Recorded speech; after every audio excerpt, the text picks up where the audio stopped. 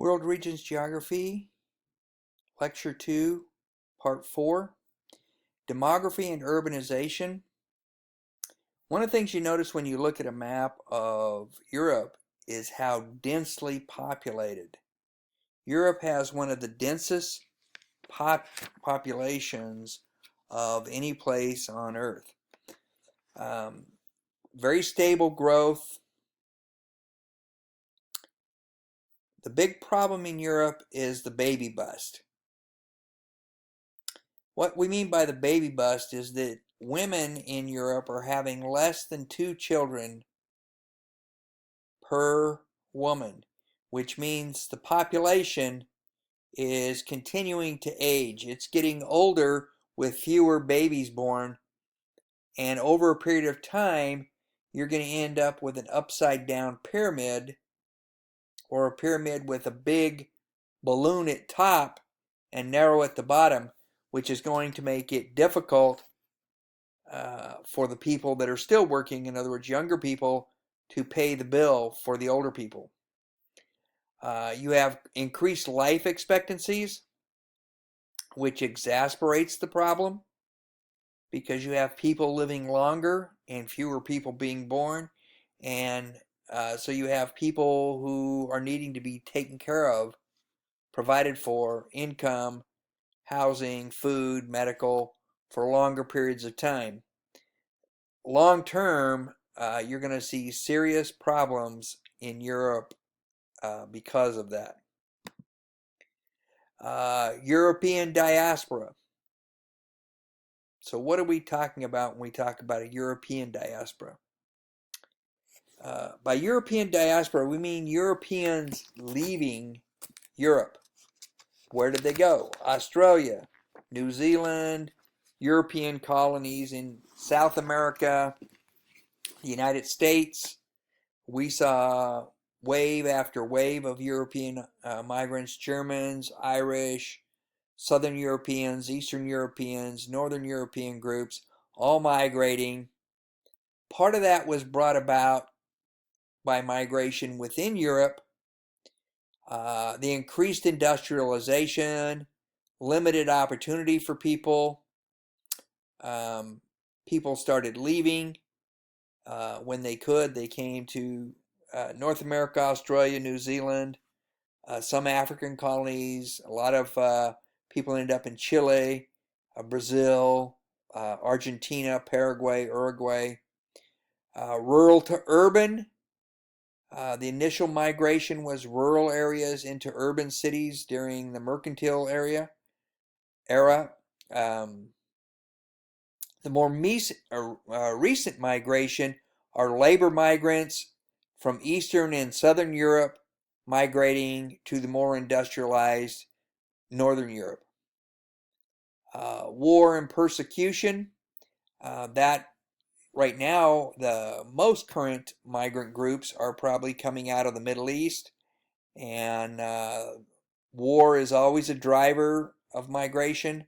Persecution of ethnic minorities or persecution of groups is always going to be a driver, and consequently you're going to have people trying to get into Europe. And now if you look here, like on this slide, if you look at this here, stop the immigration, the massive immigration. This is the movement throughout Europe to either limit migration, start deporting illegals in mass. You're going to see more and more conflict around the issue of migration in Europe, as well as in the United States in the near future. Western European cities, a lot of Muslims live there. They're often second-class citizens with few rights. They work as migrant laborers. There's asylum seekers. These are people that are fleeing persecution and believe that if they return to their homeland, they'll die or be killed, and so they file for asylum. Refugees are people fleeing the war. That's the big stories you've seen recently. with masses of Syrians, thousands and thousands of Syrians pouring into Europe. It's hard to say what's going to happen in the near end, but I think you're going to see the Europeans pull back from accepting as many refugees and probably start deporting them. A resistance to cultural assimilation. This is kind of a double-edged sword, and you see it somewhat in the U.S., but you see it much more so in Europe, where you have ethnically distinct groups that do not assimilate. They're not assimilated into the culture, they're not accepted into the culture, and they in turn don't want to assimilate into the culture. And this is causing a lot of the conflict in Europe. Here you have some resentment, but it's not nearly to the degree that you see in Europe. Europe towns and cities are highly urbanized. If you've ever been to Europe, you know what I'm talking about. There are large cities. They're relatively close together. In a few hours, you can go from the very northern part of Germany all the way to the south on a train very comfortably in just a few hours. They're world cities. So by world cities, we mean these cities that are interconnected globally. And the big ones that come to mind are London, Frankfurt, and Paris, and Rome. And then there's traditional market towns. This is kind of an interesting picture, and looks like it's French, and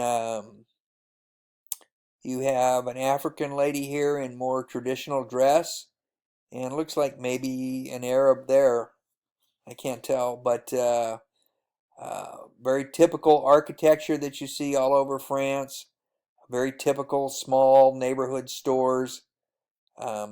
You don't see the kind of supermarkets. There are supermarkets there, but you have a lot more of these small stores like this and shops that are neighborhood oriented that we don't see in our country. And part of that is because our country has different rules and different regulations in terms of where you can put a business. Future geographies, very important things, and this is something that you and your generation will be dealing with. My generation has already dealt with it and maybe created it, but coping with aging problems. In other words, you have fewer young people, more people aging. You have population pyramids shaped like upside down pyramids. That's not good, because it means the younger people have to pay a higher percentage of their income to support the aging population. Therein lies the problem. Economics and politics of immigration. Right now in the U.S. elections, you see it. The Brexit election was largely over the politics of immigration. I think you're going to see the rise of right-wing groups. You have seen them in Sweden, in the Netherlands. You're seeing them in Germany and in France and in Italy. Strong right-wing groups rising that are anti-immigrant. And part of it is economics, and part of it is control of politics. Because as you allow more minorities, you allow more immigrants into your country, you have to decide, what are you going to do? What rights do they have? What rights do they have to vote, to representation, to decide how they're taxed?